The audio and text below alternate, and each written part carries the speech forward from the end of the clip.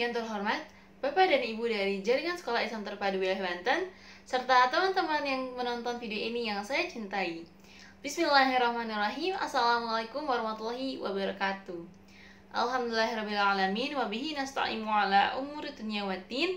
Wassalatu wassalamu ala asyrafil anbiya wal mursalin wa ala alihi wa sahbihi ajmain, amma ba'du. Pertama-tama mari kita panjatkan puja dan puji syukur kita kehadirat Allah Subhanahu wa taala yang telah memberikan kita rahmat sehingga kita masih diberikan kesempatan untuk berjihad demi membuat Indonesia menjadi lebih baik dari sebelumnya.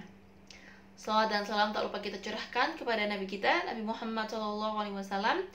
Berkat beliau lah kita bisa merasakan nikmatnya Islam dari zaman kegelapan hingga terang benderang hingga detik ini juga. Di hari yang berbahagia ini, saya Alvina Rahma Kalasa Fitri sebagai Ketua OSIS Thalibah SMA Islam Nurul Fikri Bordesul Serang ingin menyampaikan pidato tentang pemuda dan kepemimpinan bangsa.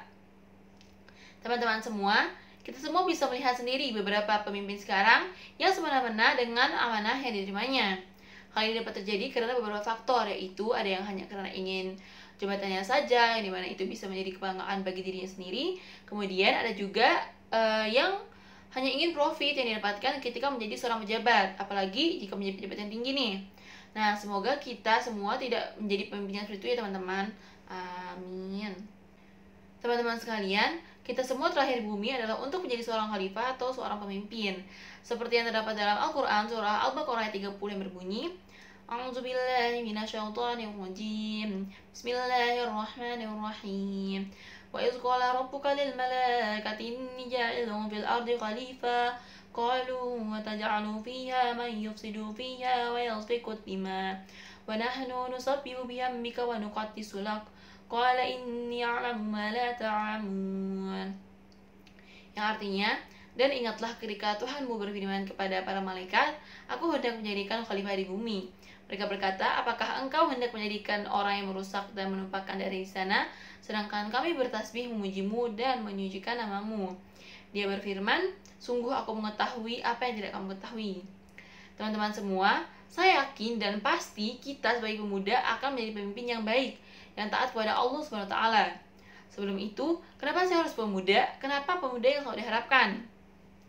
Seperti yang tertera dalam Undang-Undang Nomor 40 Tahun 2009 tentang kepemudaan, bahwa pemuda adalah warga negara Indonesia yang memasuki periode penting pertumbuhan dan perkembangan yang berusia 16-30 tahun. Apakah hanya berdasarkan usia saja atau ada penilaian lain yang lebih signifikan dalam menunjukkan kriteria pemuda ideal untuk pemimpin bangsa di masa depan? Secara psikologis, usia 16-30 tahun ini adalah masa transisi seseorang dari kanak-kanak menuju kedewasaan, di mana sedang dalam pencarian jati diri, mengeksplor dan mencari bekal yang berkualitas demi kehidupan di masa depan. Selain itu, pemuda juga memiliki sifat kritis atas hal-hal yang mereka temukan. Nah, karena sifat mereka yang peka dan revolusioner, dengan segala kelebihan yang dimiliki pemuda inilah yang menyebabkan pemuda menjadi harapan suatu bangsa agar menjadi bangsa yang lebih baik di masa yang akan datang.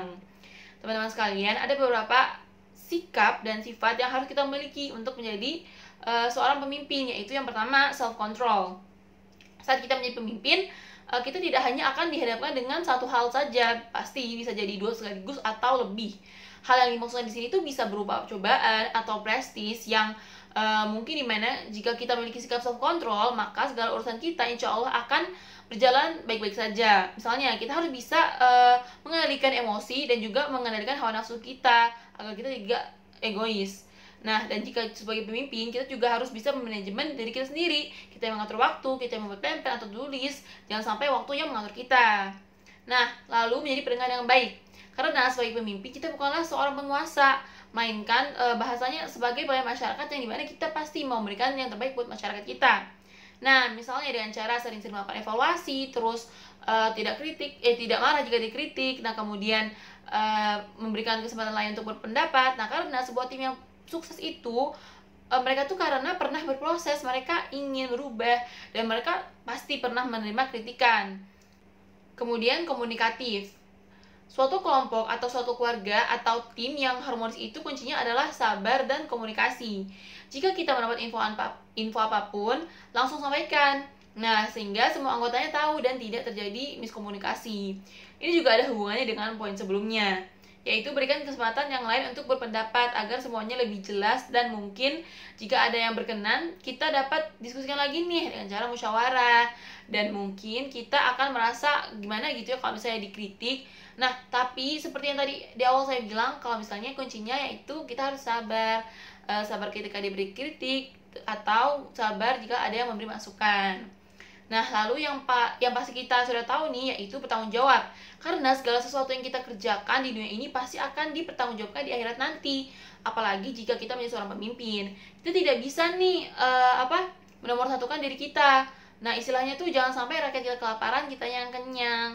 Nah, lalu kita juga jika ingin melakukan sesuatu atau melakukan sesuatu yang dikatakan, kita juga harus siap menerima resiko apa yang akan kita dapatkan. Kemudian yang terakhir, yang paling penting yang jangan sampai terlupakan, yaitu meneladani sifat Rasul. Pasti kita semua sudah tahu nih sifat-sifat Rasul, yaitu sidik, amanah, tabligh, fatonah. Nah, meneladani sifat Rasul ini sangat penting jika kita ingin menjadi seorang pemimpin. Rasulullah SAW merupakan pemimpin yang sukses, yang berpengaruh pada dunia, dan rahasia itu yang tadi, sifat-sifat yang tadi saya sampaikan.